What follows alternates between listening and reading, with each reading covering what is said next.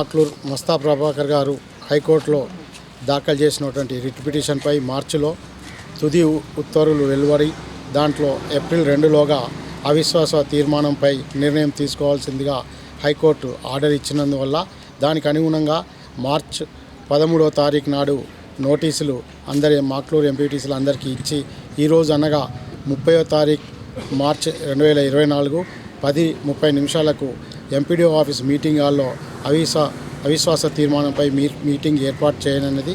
ఇట్టి విషయంలో ఈరోజు ఆర్డీఓ నిజామాబాద్ అనగా నేను ఇక్కడికి 10:30కి వచ్చి అవిశ్వాస తీర్మానం కొరకు మీటింగ్ హాల్లో 10:30 నుంచి వచ్చి కూర్చున్నాను. నిర్ణీత సమయంలో అంటే 10:46కు 8 మంది ఎంపీటీసీలు వచ్చారు. వచ్చిన తర్వాత వాళ్ళని రిజిస్టర్లో సంతకం చేయవలసిందిగా కోరగా మేము ఇంకా మా తదుపరి మెంబర్స్ వచ్చేది ఉంది, వాళ్ళని తీసుకొని వస్తామని చెప్పి బయటికి వెళ్ళి మేము 11:30 వరకు అంటే కోరం కోసం 1 అవర్ 10:30 నుంచి 11:30 వరకు మేము వేచి ఉన్నాము. 11:30 వరకు కూడా ఎవరు రానందువల్ల ఈ అవిశ్వాస తీర్మానము మా ఎంపీపీ మాక్లూర్ మీద వీగిపోయినదని డిక్లేర్ చేయనండి. Thank you. ఈరోజు నా యొక్క ఎంపీపీ పదవి పైన ఈ యొక్క అగ్రవర్ణాల నాయకులు మా యొక్క ఒక దళితుడిని ఎంపీపీగా ఉన్నది ఓర్వలేక నన్ను అవిశ్వాసం పెట్టి దింపాలని అధికార బలంతో కుయుక్తులు ఎన్నో ప్రయత్నాలు చేసి నా మీద అవిశ్వాసం పెట్టడం జరిగింది. పెట్టి 13వ తారీఖు నాడు నోటీసులు ఇవ్వడం జరిగింది. నోటీసులకు అనుగుణంగా అందరూ ఎంపీటీసీలు నాకు కూడా బలంగా ఉంది. నాకున్నటువంటి నా తరపున 6 ఎంపీటీసీలు 14 ఎంపీటీసీలకు గాను వాళ్ళు 8 మంది ఉండి నేను 6 ఉండడంతో ఆ యొక్క 8 మంది దీనికి కావాల్సిన కోరం 9 మంది కాబట్టి 9 మంది రాకపోవడంతో ఈ యొక్క అవిశ్వాసం వీగిపోవడం జరిగింది.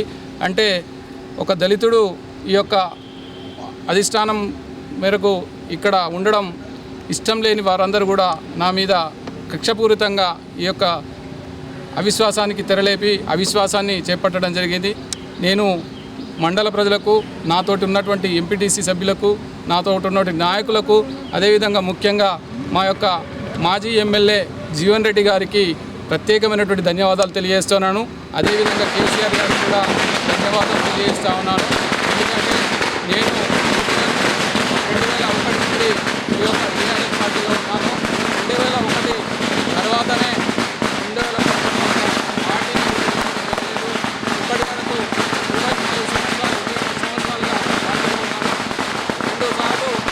2 పర్యాయాలు నేను మండల పార్టీ ప్రెసిడెంట్గా చేయడం జరిగింది. ఆ తర్వాత నన్ను ఒక జనరల్ సీట్లో ఎంపీపీగా ఎన్నుకోవడం జరిగింది. ఈ యొక్క ఎంపీపీని తీసేయాలని చాలామంది నా మీద కక్ష కట్టి చేయడం జరిగింది. నేను మాత్రం ఈ యొక్క ఎంపీపీ పదవికి ఇప్పటి వరకు తగినటువంటి న్యాయం చేశాను. ఎందుకంటే ఇక్కడ ఉన్నటువంటి ప్రజలందరికీ అనుకూలమైన విధంగా నా యొక్క పాలనను అందించడం జరిగింది. అదేవిధంగా ఇక ముందు ఉన్నటువంటి సమయంలో కూడా ప్రతి నా యొక్క మండలం ఉన్నటువంటి ప్రజలందరికీ కూడా నేను వారికి సేవ చేయడానికి సిద్ధంగా ఉన్నాను.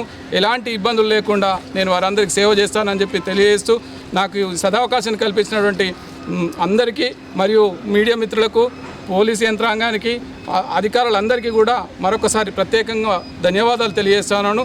ముఖ్యంగా మాజీ ఎమ్మెల్యే జీవన్ రెడ్డి గారికి, కేసీఆర్ గారికి, కేటీఆర్ గారికి ప్రత్యేకమైనటువంటి ధన్యవాదాలు తెలియజేస్తున్నాను. ఈ యొక్క బీఆర్ఎస్ పార్టీని కనుమరుగు చేయాలని చెప్పి చూస్తున్నటువంటి రాజకీయ నాయకులకు చెంపపెట్టులాగా, చెప్పు దెబ్బలాగా ఈ యొక్క అవిశ్వాసం వీగిపోవడం అని చెప్పేసి నేను తెలియజేస్తా ఉన్నాను.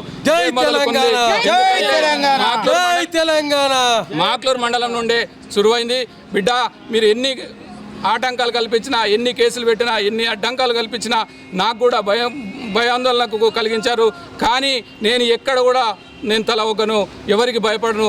ఎందుకంటే నేను ఎక్కడ కూడా ఒక పర్సెంట్ కూడా తప్పు అయినటువంటి వ్యక్తిని. నేను పాలలో కడిగిన ముత్యం ఏ విధంగా ఉంటుందో ఈ యొక్క ప్రభాకర్ ఏ విధంగా ఉంటాడని చెప్పేసి మీకు తెలియజేస్తా ఉన్నాను.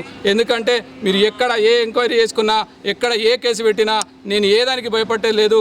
ఎందుకంటే నా మీద ఎవరైతే ఈ యొక్క దీనికి తెరలేపారో, దీనికి సపోర్ట్ చేశారో వారందరికీ కూడా హెచ్చరిస్తా ఉన్నా, జాగ్రత్త బిడ్డ, మీరు ఇంకా ఇవన్నీ మానుకోండి. ఎవరు మంచి ఎవరు చెడో తెలుసుకొని ముందుకెళ్ళండి. కానీ అనవసరమైనటువంటి దాంట్లో రాద్ధాంతం చేస్తే నేను ఊరుకునేది లేదు అని చెప్పేసి ఈ యొక్క మీ మీడియా మిత్రుల ముందర తెలియజేస్తా ఉన్నాను. ప్రభాకర్ నాయకత్వం వర్ధిల్లాలి. ప్రభాకర్ అన్న గారి నాయకత్వం వర్ధిల్లాలి. జై తెలంగాణ. జై తెలంగాణ. ప్రభాకర్ అన్న గారి నాయకత్వం వర్ధిల్లాలి. జీవన్ అన్న గారి నాయకత్వం వర్ధిల్లాలి. జై తెలంగాణ. జై